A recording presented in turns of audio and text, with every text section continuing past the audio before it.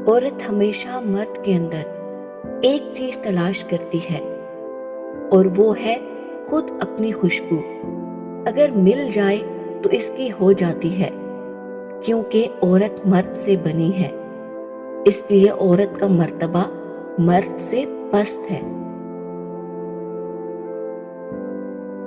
آواز انسان کو دوسروں سے متعارف کرواتی ہے اور خاموشی انسان کو اپنے آپ سے متعارف کرواتی ہے۔ دنیا میں تکلیفوں سے بچنے کے لیے اور آرام حاصل کرنے کے لیے خاموشی بہترین ذریعہ ہے۔ میں نے عقل بیوقوفوں سے سیکھی ہے، جن افعال سے وہ گھاٹا اٹھاتے ہیں میں ان سے پرہیز کرتا ہوں۔ دانائی کیا ہے؟ دانا کی تابعداری یعنی حکمت والے کی تابعداری۔ دولت عورت کے پیچھے آتی ہے۔ دولت مند ہونا چاہتے ہو تو عورت کی قسمت کو اپنے اوپر اوڑھ لو، یعنی اس کی حیا اور اس کی پارسائی اوڑھ لو تو عورت کا رخ آپ کی طرف ہوگا۔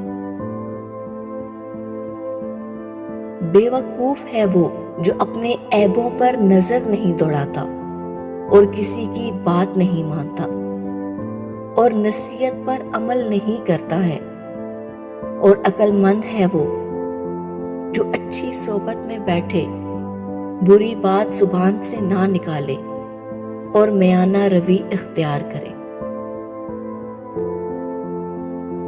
جب آپ تنہا ہوں تو اپنی سوچوں کی نگرانی کا کام سر انجام دیں۔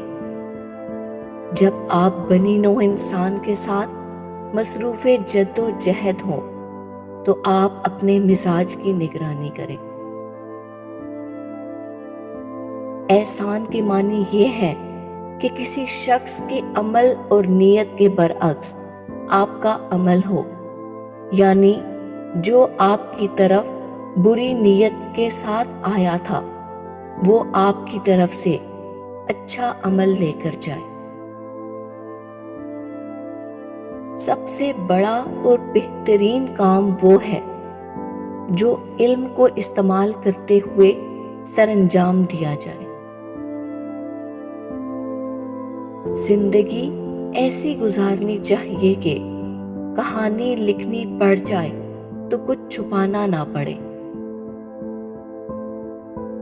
انسان نے جس مقام پر بھی انسانوں کو چھوڑ کر خدا سے محبت کا دعویٰ کیا وہ اکثر غلط نکلا۔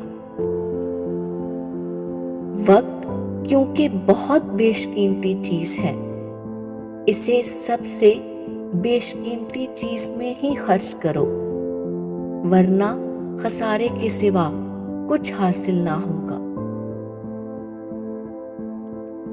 بیوی کے بالوں میں مکڑی کا جالا پھنسا دو، دولت آتی رہے گی جب تک وہ بالوں میں پھنسا رہے گا۔ اگر آپ کو حکیم لقمان کے یہ افکار اچھے لگے ہیں تو اس ویڈیو کو لائک اور شیئر کریں۔